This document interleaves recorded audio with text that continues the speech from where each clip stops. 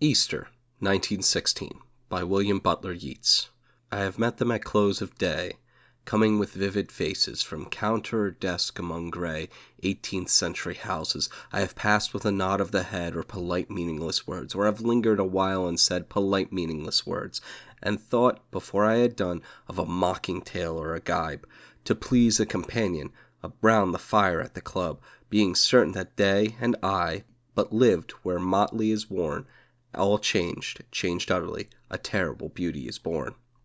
That woman's days were spent in ignorant goodwill, her nights in argument until her voice grew shrill. What voice more sweet than hers, when young and beautiful she rode to harriers? This man had kept a school, and rode our winged horse.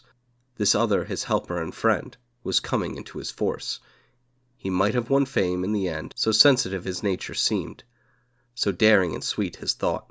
This other man I had dreamed, a drunken, vainglorious lout. He had done most bitter wrong to some who are near my heart, yet I remember him in the song. He too has resigned his part. In the casual comedy, he too has been changed in his turn, transformed utterly, a terrible beauty is born. Hearts with one purpose alone, through summer and winter seem enchanted to a stone, to trouble the living stream.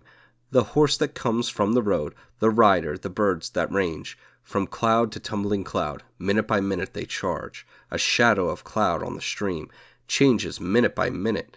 A horse hoof slides on the brim, and a horse plashes within it.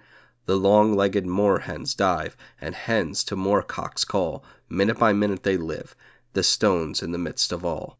Too long a sacrifice can make a stone of the heart.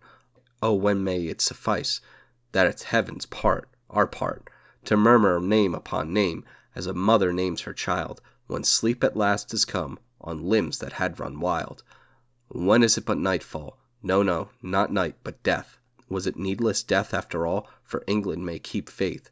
For all that is done and said, we know their dream enough to know they dreamed and are dead. And what if excess of love bewildered them till they died?